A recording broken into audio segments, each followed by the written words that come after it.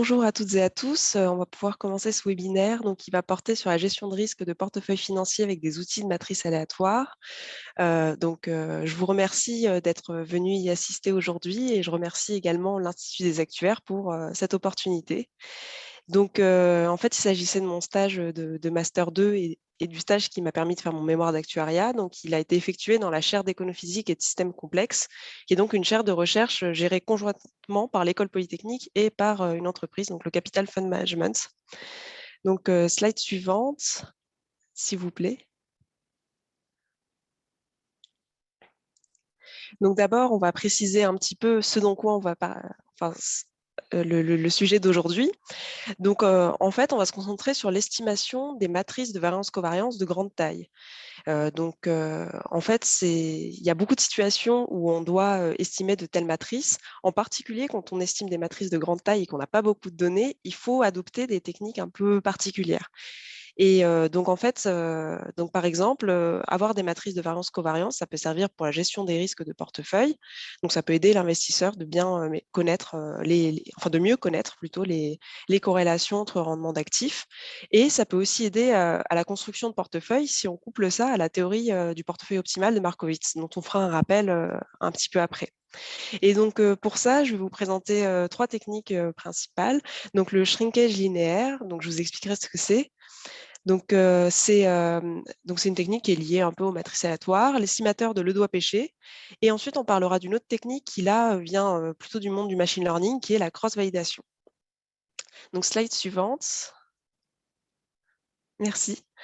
Tout d'abord, qu'est-ce qu'une matrice aléatoire? Donc, en fait, c'est juste une matrice où les cellules sont des variables aléatoires. Donc, c'est un objet un petit peu plus général que les matrices déterministes dont on a l'habitude en terminale et dans le supérieur. Donc, c'est une branche de la physique théorique et des mathématiques, disons, qui a connu un grand essor à partir des années 50 avec les travaux du physicien Eugène Wigner. Lui, en fait, il s'intéressait à l'étude d'atomes lourds type uranium. Et donc, en fait, il essayait, pour mieux comprendre ces systèmes, de calculer le hamiltonien, qui est un opérateur matriciel. En fait, c'est des atomes où il y a énormément de particules, les interactions sont très complexes. L'idée de Wigner, ça a été de dire, je ne peux pas le calculer analytiquement, je vais le remplacer par une matrice aléatoire et je vais essayer d'étudier les valeurs propres. Donc, les valeurs propres en physique, ça correspond au niveau d'énergie. Et en fait, c'est une idée qui a été très porteuse, donc ça a lancé une branche de recherche, donc les matrices aléatoires. Et aujourd'hui, c'est toujours une branche de recherche dynamique, donc avec de nombreuses applications, donc toujours bien sûr à la physique quantique, aussi à la théorie des nombres. En fait, il y a des chercheurs qui ont trouvé un lien entre les zéros de la fonction de zeta de Riemann et les valeurs propres d'un certain opérateur matriciel aléatoire. Et sinon, ça a aussi des applications à la finance, donc c'est ce sur quoi on va se concentrer aujourd'hui. Slide suivante. Donc d'abord, on va poser le problème d'estimation de covariance. Donc en fait, on va prendre un vecteur aléatoire centré, donc X dans Rn. Donc N, ça pourrait être le nombre d'actifs qu'on considère dans notre portefeuille. Et on dispose d'observations. Donc là, ça pourrait être, par exemple, je regarde 40 actions du CAC 40, leur rendement quotidien, et j'ai des observations sur, je ne sais pas moi, une année, donc disons 250 journées de cotation. Donc ça, ce serait nos X1, X2 jusqu'à XT. Et donc, en fait, ce qu'on cherche, c'est estimer du mieux qu'on peut la matrice de variance-covariance du vecteur X à partir des observations dont on dispose. En fait, une première réponse, c'est l'estimateur empirique, donc qui est écrit, que vous voyez apparaître sur votre écran.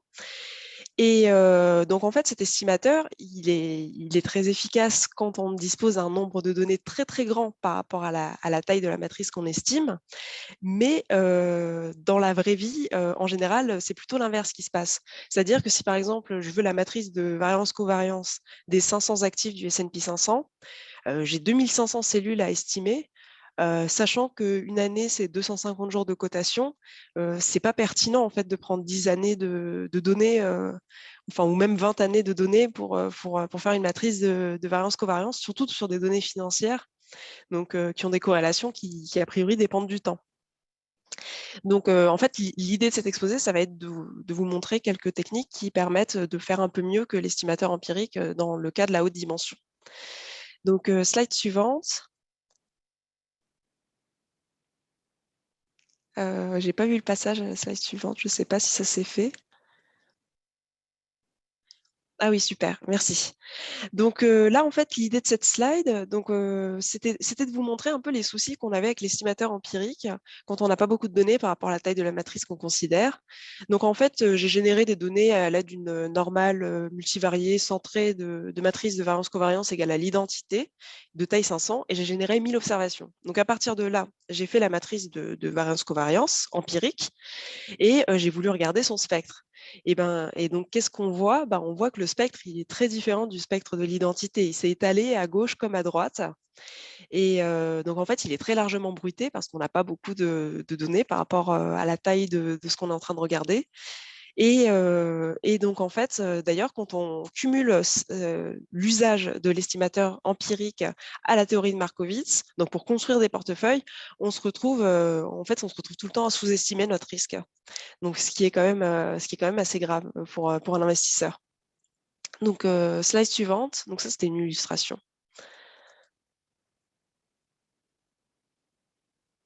Voilà, donc maintenant, on va rappeler rapidement ce que c'est que la théorie du portefeuille optimal de Markowitz pour ensuite donc, donner un petit exemple du fait qu'en en fait, on se retrouve à sous-estimer notre risque si on utilise l'estimateur empirique. Donc, en fait, c'est une théorie qui consiste à dire que le portefeuille optimal, c'est celui qui maximise le rendement espéré sous une contrainte de risque ou alors qui minimise le risque sous une contrainte de rendement espéré. Donc ça, c'est la formulation qu'on a choisie, mais elles sont strictement équivalentes. Donc, en fait, pour pouvoir générer un portefeuille, il faut le vecteur des rendements futurs de nos actions, enfin de nos actifs. Donc ça, bon, c'est un problème de prédiction et c'est le travail d'un investisseur. Donc, c'est pas le cœur en fait de notre sujet aujourd'hui. On se concentre pas du tout sur des problèmes de prédiction. Et il nous faut aussi estimer la matrice de variance-covariance des rendements. Donc ça, c'est une problématique de gestion de risque. Ça, c'est le cœur de notre sujet. Et sinon, le rendement de portefeuille espéré, donc ça, c'est un niveau qui est fixé par l'investisseur. Donc en fait, c'est un problème assez simple dans le sens où il est quadratique et on peut trouver la solution. La seule chose qui nous dérange, c'est que non seulement on a besoin d'estimer la matrice de variance-covariance C, mais qu'on a en plus besoin de son inverse. Et ça nous rajoute des difficultés d'estimation supplémentaires. Parce qu'en fait, il n'y a pas une seule manière d'approcher une matrice. Donc, on peut très bien se rapprocher d'une matrice avec un estimateur tout en s'éloignant de son inverse. Et ça, c'est assez dur, en fait, hein. C'est surtout l'inverse, en fait, qui nous pose problème. Donc là, on va juste regarder une petite application. Donc, slide suivante.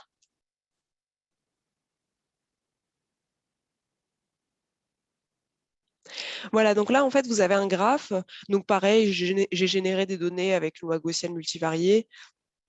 Et en fait, ce que j'ai fait, c'est que j'ai généré deux portefeuilles. Donc le portefeuille avec avec la matrice de variance-covariance empirique et un portefeuille avec la vraie matrice de covariance. Donc ça, dans la vraie vie, on ne la connaît pas a priori. Mais là, bon, comme c'est un modèle que moi j'ai fait sur Python, j'ai cette connaissance-là. Donc en rouge, on a le risque du portefeuille optimal. Donc bien sûr, j'ai pris le même vecteur enfin j'ai pris les mêmes rendements espérés et la même contrainte pour que a priori ce soit cohérent et qu'on puisse comparer. Donc en rouge, normalement c'est le portefeuille optimal, le vrai.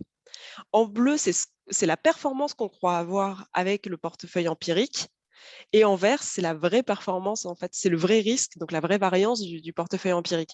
Et donc, on voit qu'il y a une grande différence entre la courbe bleue et la courbe verte, et qu'on se retrouve systématiquement, en fait, à sous-estimer notre risque. Donc ça, en fait, enfin, j'avais pris différentes tailles de portefeuille quoi, pour qu'on puisse voir sur plein d'exemples. Donc maintenant, je vais faire quelques commentaires, en fait, sur la structure spectrale de l'estimateur empirique. Donc, slide suivante. Donc là, en fait, ce que j'ai fait, c'est que j'ai pris un des portefeuilles, enfin comment dire, j'ai pris une matrice empirique et la vraie matrice, et j'ai pris un portefeuille en fait, et j'ai tracé les proportions investies par les deux portefeuilles sur chacune des valeurs propres en fait de la matrice. Donc là, c'est peut-être pas très clair. En fait, dans la théorie de Markowitz, si on prend la matrice de variance-covariance, Donc déjà, c'est une matrice symétrique. Donc elle est diagonalisable, donc ça c'est par le théorème spectral. Et en fait, un vecteur propre, à quoi ça correspond? Ça correspond à un portefeuille financier, c'est-à-dire c'est les proportions qu'on doit investir, donc soit en vente à découvert, soit en achat, sur chaque actif. Et c'est des portefeuilles de norme 1. Et en fait, le risque associé à ce portefeuille, bah, c'est la valeur propre qui est associée au vecteur propre. Donc c'est pour ça que je dis proportion investie sur chaque valeur propre, c'est un petit raccourci. Parce que en fait, le portefeuille optimal de Markowitz, c'est quoi? C'est une combinaison linéaire des vecteurs propres de la matrice de variance-covariance qui vérifie nos critères d'optimalité. Et donc en fait, ce qu'on remarque, donc en noir, vous avez le spectre empirique, c'est que déjà, il est plus large, encore une fois, des deux côtés que le spectre de la vraie matrice de variance-covariance. Donc ça, c'est ce que je vous avais dit pour l'exemple avec l'identité. Et donc, en fait, qu'est-ce qui va se passer? Les valeurs propres empiriques qu'on voit à gauche de ce graphe, en noir, bah, on a tendance à croire qu'elles sont très peu risquées. Donc, en fait, on va surinvestir dessus par rapport à ce qu'on aurait fait si on avait la connaissance de la vraie matrice de covariance. Et les valeurs propres empiriques à droite du graphe, donc les plus grandes, on a tendance à croire qu'elles sont associées à des portefeuilles très, très, très risqués. Et donc, en fait, on va sous-investir dessus par rapport à si on avait la connaissance de la vraie matrice de covariance. Et donc, ces deux effets se combinant, bah, on se retrouve à sous-estimer le risque de notre portefeuille. Donc voilà, ce n'est pas une bonne idée d'utiliser l'estimateur empirique pour utiliser la théorie de Markowitz. Donc, slide suivante. Donc, à la fin de cet exposé, on présentera une petite application en fait, sur des données financières réelles. Donc, j'avais accès à peu près 35 ans de données quotidiennes du S&P 500.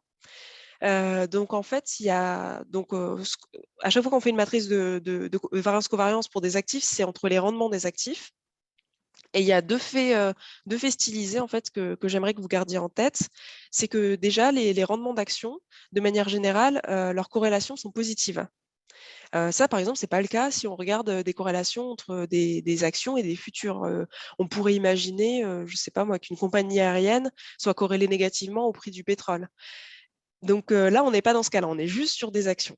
Donc les corrélations sont positives la plupart du temps. Il y a aussi une notion assez importante qui est la notion de market mode. En fait, le market mode, c'est quoi? C'est la plus grande valeur propre de la matrice de covariance, enfin de variance-covariance des actifs. Et en fait, il égale environ à 0,25 fois la taille de la matrice. Quand je dis la taille de la matrice, c'est le nombre d'actifs qu'on considère dans notre portefeuille. Et en fait, c'est une sorte de mesure quelque part du risque systémique sur le marché. C'est-à-dire que si on est en temps de crise financière, le market mode va devenir beaucoup plus important. Donc, il y aura beaucoup plus entre guillemets, de volatilité et de variance. Et aussi, bah, les corrélations financières, a priori, elles sont dépendantes du temps. Donc, on ne peut pas avoir un vrai modèle déterministe. Donc, d'où l'intérêt aussi, peut-être, d'utiliser un peu les matrices aléatoires.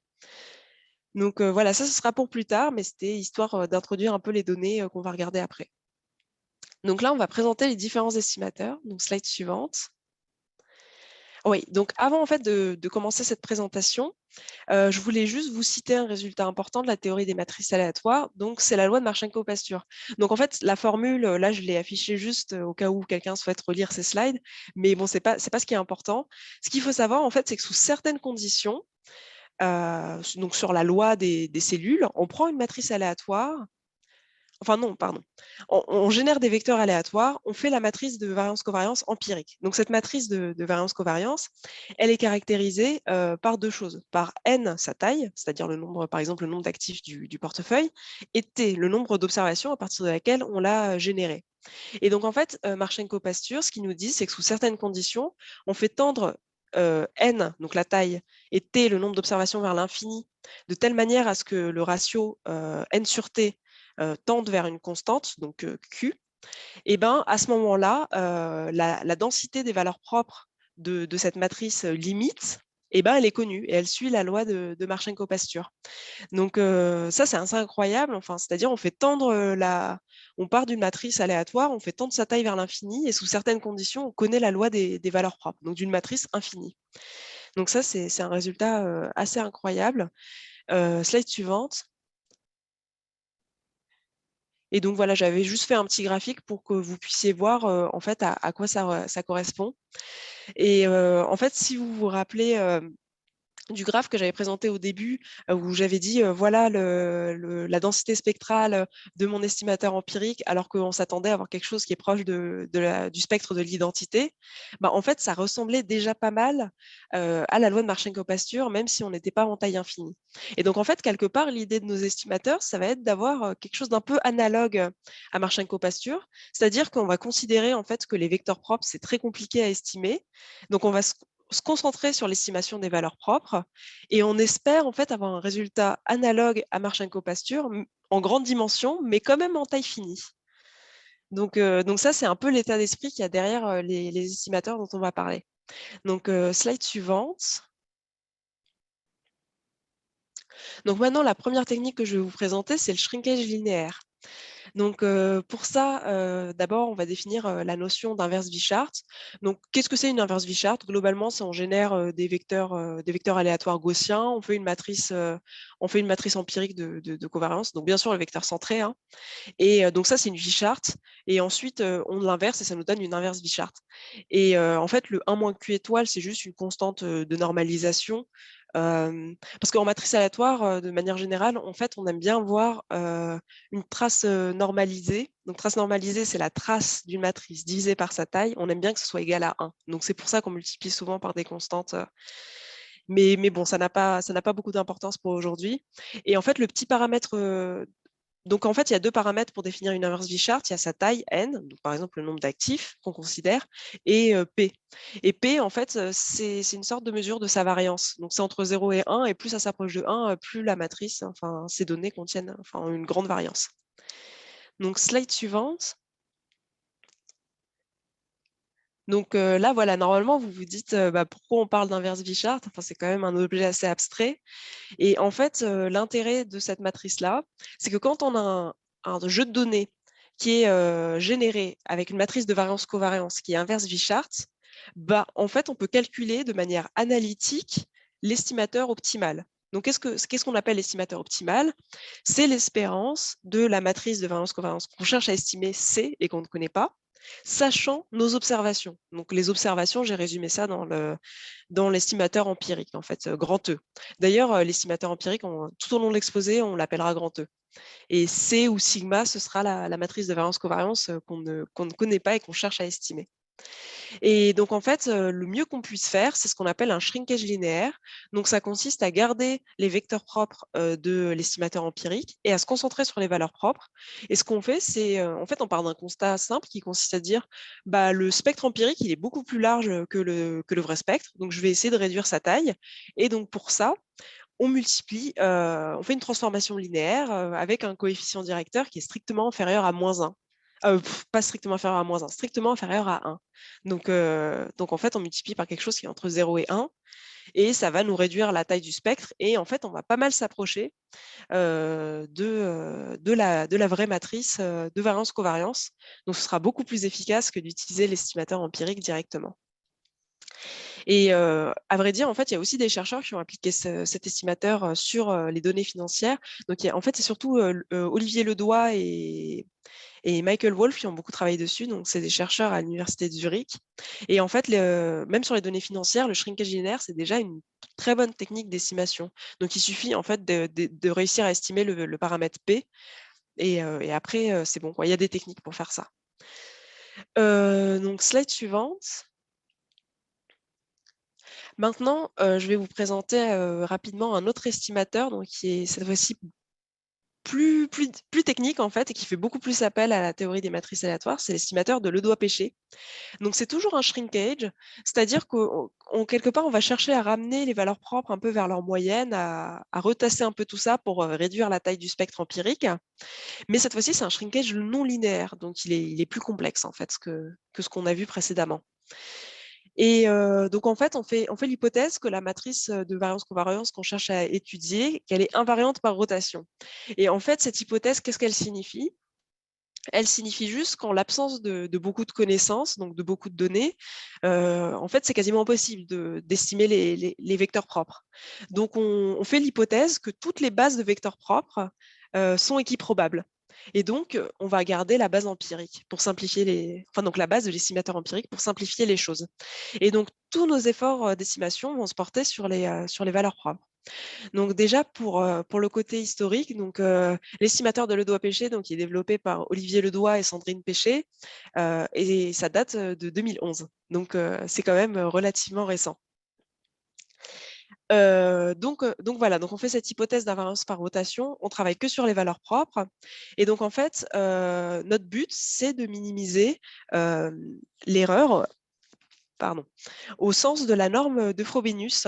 Donc en fait, on aurait pu utiliser une autre norme a priori, mais celle-ci, c'est la plus utilisée pour ces problèmes-là en matrice aléatoire. Donc voilà, donc c'est la racine de la trace de MM transposée.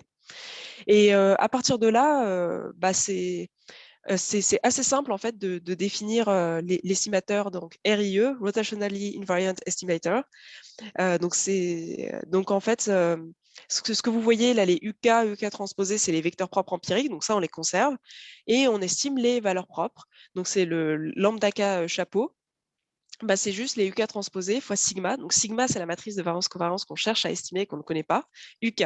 Donc là, normalement, enfin a priori, vous vous dites, mais en fait, quel est l'intérêt de faire ça? C'est le serpent qui se mord la queue, parce qu'on voulait estimer sigma, là on trouve une expression de notre estimateur qui dépend toujours de sigma, donc on n'a pas vraiment avancé.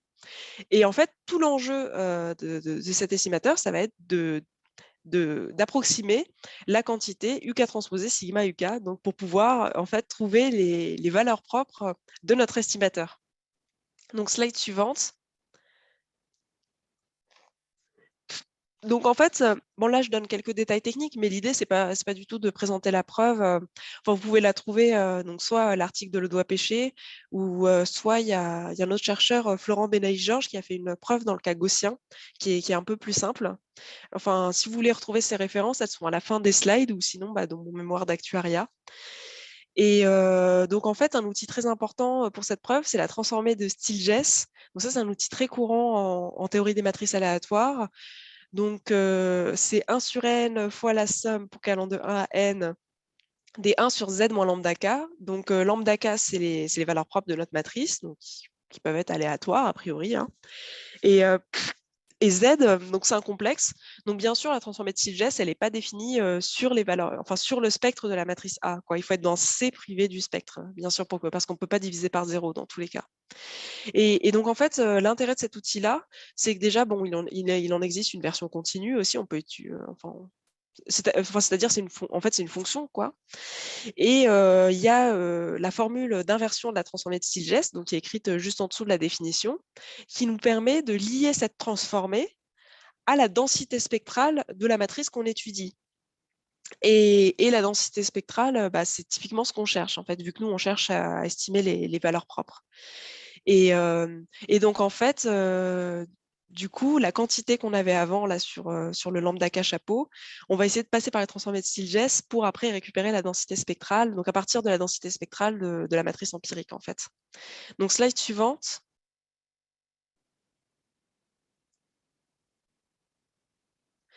Donc la slide suivante, elle est encore un peu technique. Donc en fait, il y a la densité empirique de la matrice empirique en premier, et la deuxième somme, c'est la densité de notre estimateur RIE, donc qui dépend encore de sigma. Donc c'est ça qu'on cherche à approximer. Donc on définit des transformées de Stieltjes.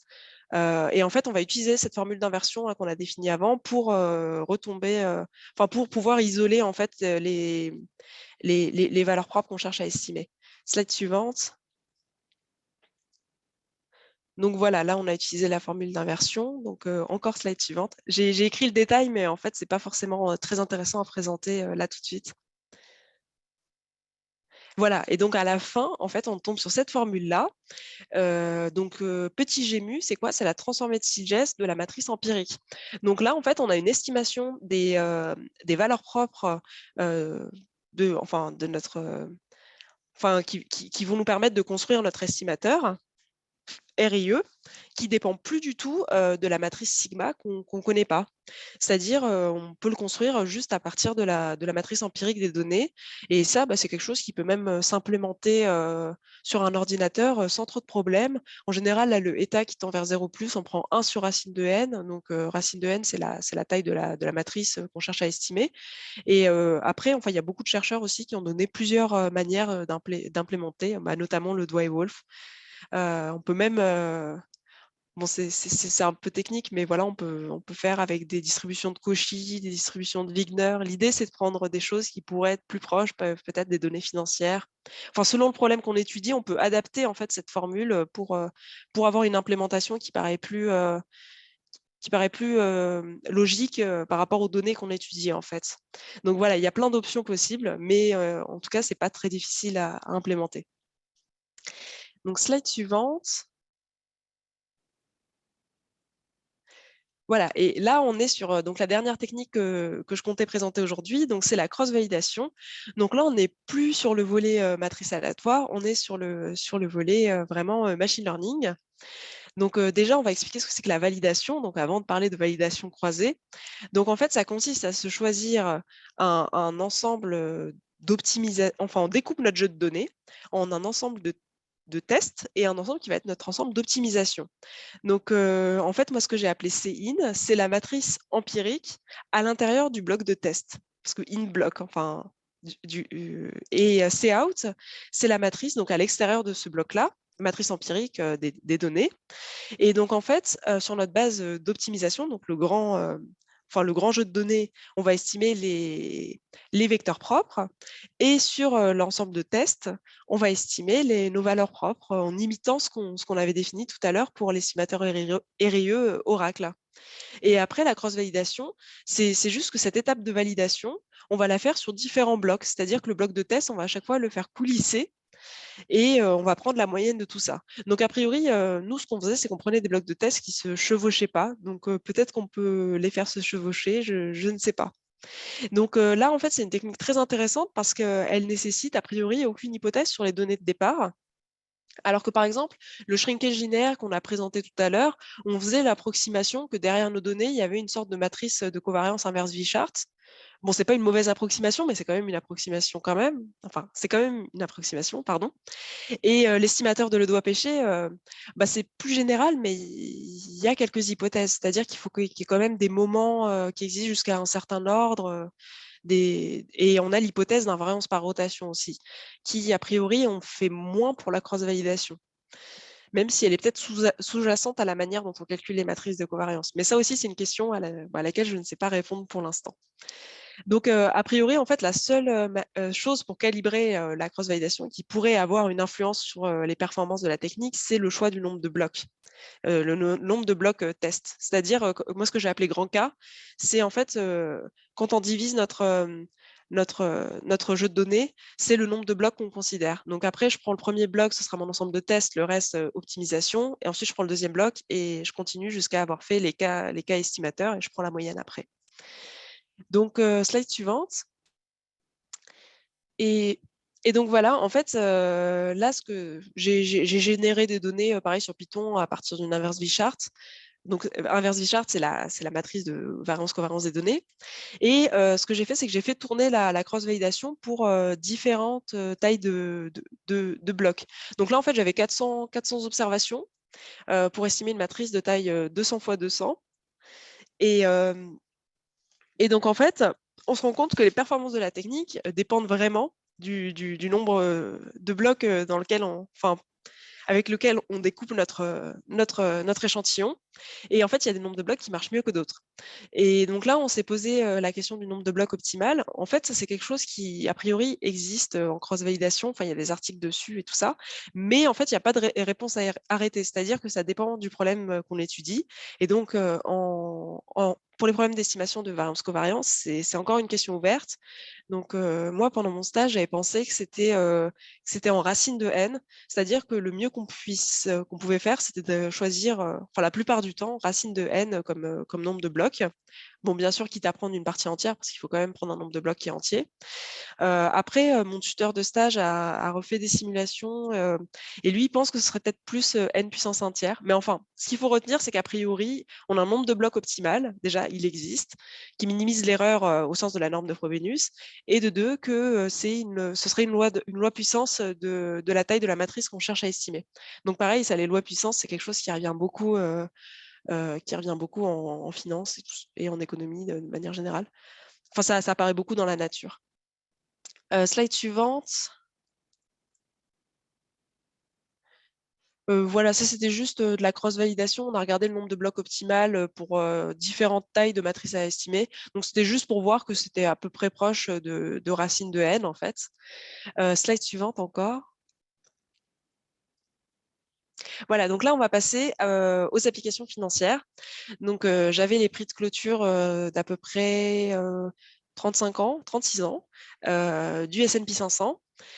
Et donc d'abord, ce que j'ai fait, c'est que j'ai pris une matrice de variance-covariance des données sur les années 2012-2014 et pour vous montrer en fait à quoi ressemblait le spectre d'une matrice financière. Et donc en fait, ce qui se passe, donc en fait, le graphe de gauche c'est juste un zoom du graphe de droite. Et sur le graphe de droite, bon c'est tout petit, mais peut-être que vous arrivez à voir, c'est qu'il y a une valeur propre qui est beaucoup plus grande que le reste du spectre. Donc là, elle a l'air d'être égale, enfin elle est supérieure à 100, elle doit être autour de 115, quelque chose comme ça. Et donc ça, c'est le fameux market mode, mode de marché que j'ai évoqué tout à l'heure. Donc il y a une sorte de mesure, entre guillemets, du risque systémique sur le marché et qui devient beaucoup plus important en temps de crise. Donc il est environ égal à 0,25, 0,3 fois la taille de la matrice. Et en fait, il a aussi une signification mathématique. En fait, c'est la valeur propre du théorème de Perron-Frobenius. C'est-à-dire que quand on a des matrices symétriques où tous les éléments sont positifs, donc comme ici en finance, enfin, souvent les corrélations entre actions sont positives, et ben en fait, la plus grande valeur propre, c'est aussi la seule valeur propre qu'il y a pour vecteur propre, donc un vecteur avec que des éléments positifs. Et donc ça veut dire que le vecteur propre qui est associé au market mode, c'est un portefeuille où il n'y a pas de vente à découvert, donc qui a le risque associé à cette valeur propre. Et donc, en fait, en bleu, j'ai tracé la densité de Marchenko-Passur. Donc ça, c'était juste pour montrer que même si on est en dimension finie, parce que bon, on était sur des matrices de taille 500 x 500, bah, Marchenko-Passur, ça permettait quand même d'expliquer une partie du spectre, enfin une partie non négligeable. Donc, alors là, j'ai reçu une question, mais que j'ai pas comprise. Le VEP. Bon, le vecteur propre de la valeur propre, max, et pas informatif. Euh, alors, je comprends pas ce que ça veut dire informatif. Là, c'est un vecteur propre quand même qui est de norme 1, vu que les matrices de covariance comment dire, on peut diagonaliser sur une base orthonormée. Et en fait, là, j'ai passé ça sous silence, mais pour étudier des données financières, d'abord, enfin, les rendements, on va les normaliser. C'est-à-dire qu'on va faire en sorte qu'elles soient centrées et on divise aussi par la volatilité pour avoir des choses qui aient un peu des variances équivalentes. Et ce qui fait qu'en fait, quand on fait la matrice de variance-covariance des données, bah, c'est très proche d'une matrice de corrélation, donc avec la diagonale égale à 1. Euh, donc voilà, donc ce que je rappelle aussi, c'est que voilà, si on couple à la théorie de Markowitz, donc un vecteur propre de la matrice de variance-covariance des données, c'est un portefeuille de norme 1 dont le risque associé est la valeur propre associée. Ouais, j'espère avoir répondu à la question. En tout cas, merci pour cette question. Slide suivante.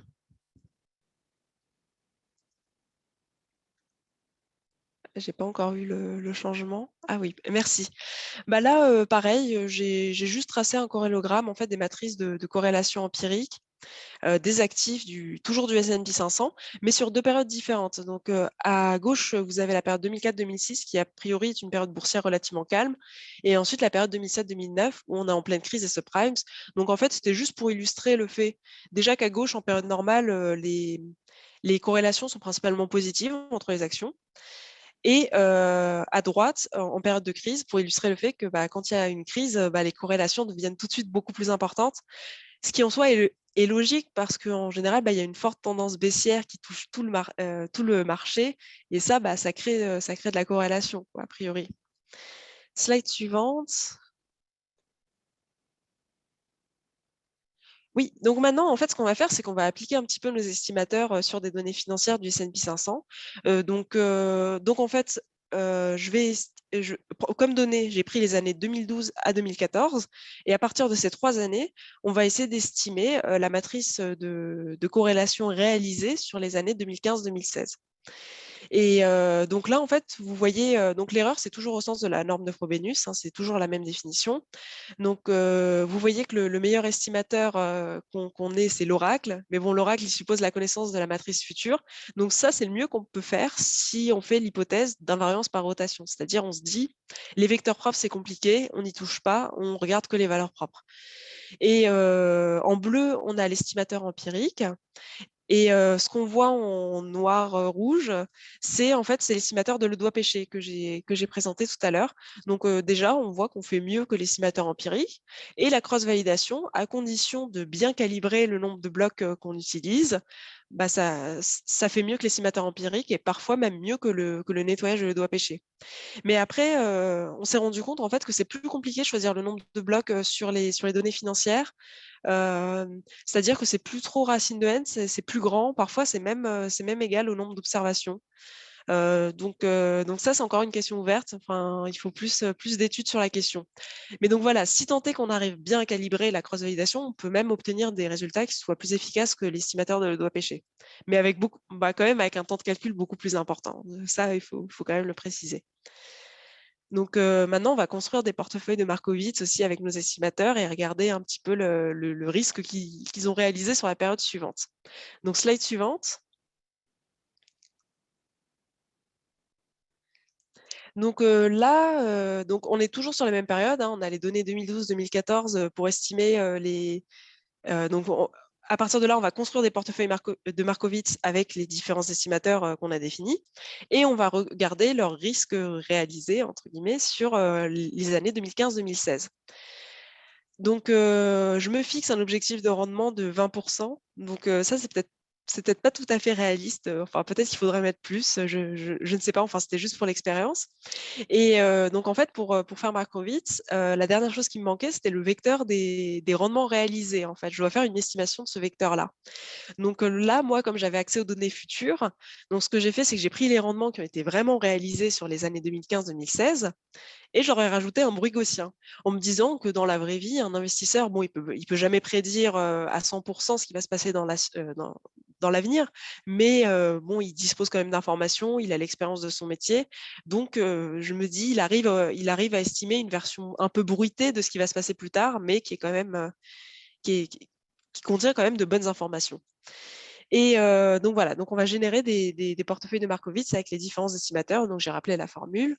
Donc slide suivante, donc on va voir la performance, enfin les risques réalisés plutôt. Oui, donc là en fait encore ce qui se passe. Donc en fait, j'aurais pu mieux calibrer mon expérience dans le sens où on voit que si j'ai la connaissance de la matrice de covariance réalisée future, en fait j'ai un risque nul. Donc ce qui s'est passé, je pense, c'est que j'avais trop bien enfin, j'avais pas mis assez de bruit en fait dans mon estimation des rendements futurs. Et je pense que peut-être que l'objectif de 20% de rendement était peut-être pas très difficile à atteindre sur 2 ans. Donc, surtout si c'était une période de grande croissance boursière. Donc voilà, on aurait pu améliorer le calibrage, mais bon, on va dire que l'important, c'est plutôt la position relative entre les différents estimateurs. Donc voilà, en jaune, c'est le maximum de ce qu'on aurait pu faire si on connaissait vraiment la matrice de variance-covariance. En bleu, donc tout en haut, là, vous voyez un petit morceau sur le graphe de gauche, c'est l'estimateur empirique, donc il est caché un petit peu par son étiquette. Donc on voit qu'il a une moins bonne performance en termes de risque réalisé que tous les autres estimateurs dont on a parlé aujourd'hui. Et ensuite, j'ai fait un zoom donc sur le graphe de droite et où on voit en rouge l'estimateur de Ledoux-Péché. Donc Wigner, Cauchy, ça c'est des détails, mais voilà, disons c'est l'estimateur de Ledoux-Péché. En vert, on a la cross-validation. Bon, j'ai exclu la cross-validation avec 2 blocs parce qu'en fait, c'était significativement très, très grand par rapport au reste. Donc, en fait, j'ai tracé à partir de 3-4 blocs. Et en violet, on a toujours l'oracle. Donc, l'oracle, c'est le mieux qu'on pourrait faire, qu'on puisse faire si on garde cette hypothèse d'invariance par rotation. Et donc, encore une fois, là, ce qu'on observe, c'est que la cross-validation, si on la calibre bien, donc là, a priori, bon, il suffisait de prendre un nombre de blocs plutôt grand, bah, on fait mieux que l'estimateur de Ledoux-Péché, qui lui-même fait mieux que l'estimateur empirique. Donc voilà, on arrive à la fin de cet exposé, donc on va passer à la conclusion. Slide suivante. Donc, on a présenté 3 techniques, dont 2 qui viennent de la théorie des matrices aléatoires, donc le shrinkage linéaire et l'estimateur de Ledoux-Péché. Donc voilà, encore une fois, l'estimateur de Ledoux-Péché, ça date de 2011, donc c'est encore un sujet récent. Il y a beaucoup d'extensions, de variantes qui ont été développées depuis à partir de là. Et on a parlé aussi de cross-validation, donc qui est une technique issue du machine learning. Et en termes de perspective de recherche, et même pour après l'appliquer à des données financières réelles. Donc, il pourrait y avoir une étude empirique et théorique sur le nombre optimal de blocs pour bien savoir comment calibrer la cross-validation. Parce que voilà, si on choisit des nombres de blocs très importants, ça prend beaucoup de temps. Donc, c'est toujours intéressant en fait de pouvoir diminuer son temps de calcul, surtout que, en fait, comme on n'a pas les données futures pour des données financières réelles, on peut pas savoir à l'avance en fait quel est le nombre de blocs qui marchera le mieux. Donc, ce serait bien d'avoir une idée d'abord, de manière générale, pour savoir dans quelle zone il se trouve. On pourrait comparer aussi ces techniques avec d'autres modèles d'estimation. Donc, je pense par exemple au modèle à facteurs type Fama-French ou des modèles qui viennent plus des séries temporelles. Donc, le modèle DCC, par exemple, que je ne connais pas spécifiquement, mais que je crois qu'il a été développé par Engels. Et sinon, on pourrait appliquer ça plus précisément à des données financières avec des survenances d'événements extrêmes, étudier plus précisément les matrices de variance-covariance pour les crises. Bon, ça a été déjà fait un petit peu dans la littérature, mais voilà, il y a encore plein de choses à faire sur le sujet. Donc, je vous remercie de m'avoir écouté et d'être venu à ce webinaire. Donc, voilà, j'espère que ça vous a plu. Et maintenant, on va prendre quelques questions si on a. Alors, est-ce qu'on a une idée de la manière dont il aurait fallu calculer l'estimateur RIE pour atteindre la courbe violette? Bah, en fait, l'estimateur de Ledoux-Péché, quand la taille de la matrice à estimer tend vers l'infini, il converge, il converge vers les vraies valeurs propres de la matrice de covariance qu'on cherche à estimer. Mais là, en fait, on essaie de s'en rapprocher, mais a priori, on ne pourra pas atteindre la courbe violette parce qu'elle nécessite vraiment la connaissance précise de la matrice de variance-covariance réalisée dans le futur. Donc, ça, a priori, on ne peut pas l'atteindre sous l'hypothèse RIE, donc invariance par rotation. En revanche, supposons qu'on dispose d'informations sur nos données financières qui nous permettent de savoir un peu mieux quelle est la direction des vecteurs propres de notre estimateur, et donc plus de se contenter en fait de prendre les vecteurs propres empiriques. Là, il est possible qu'on fasse même mieux que la courbe violette, donc que l'oracle RIE.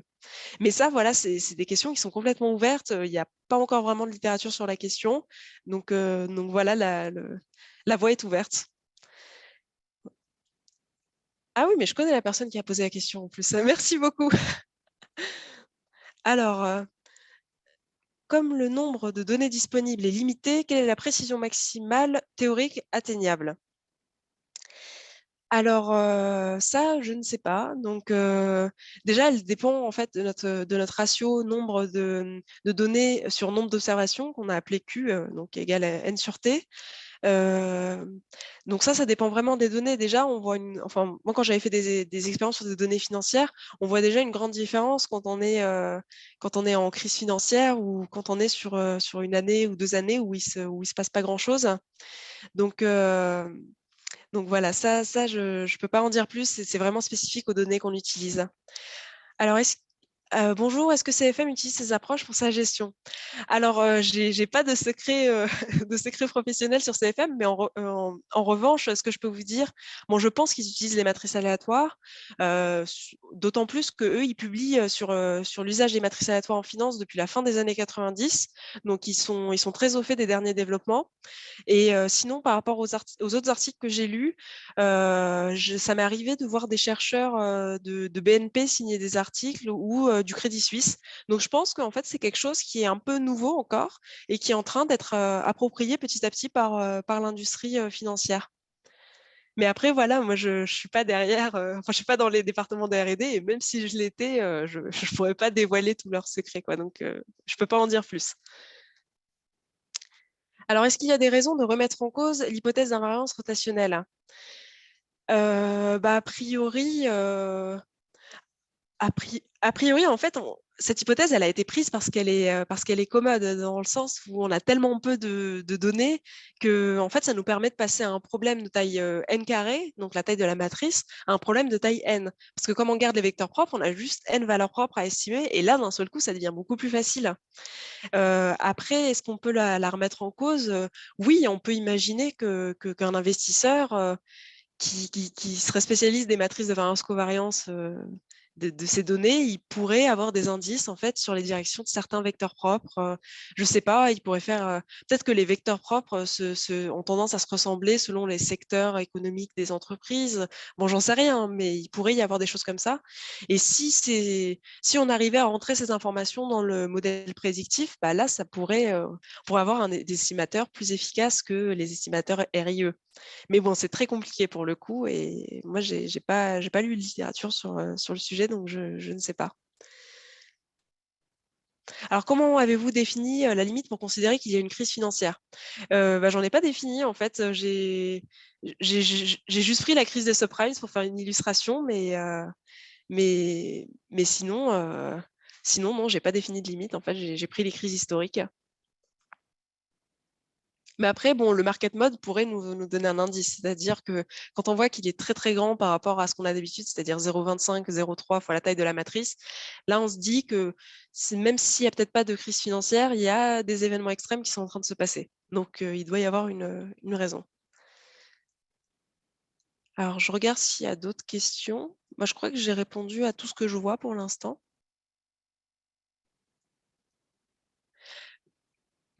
S'il n'y a pas d'autres questions, je pense qu'on va s'arrêter là.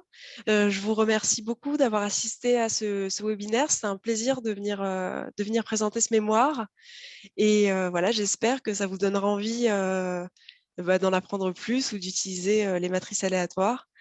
Et, euh, et je remercie l'Institut des actuaires de m'avoir donné cette opportunité. Donc, merci beaucoup. Au revoir, bonne journée à vous.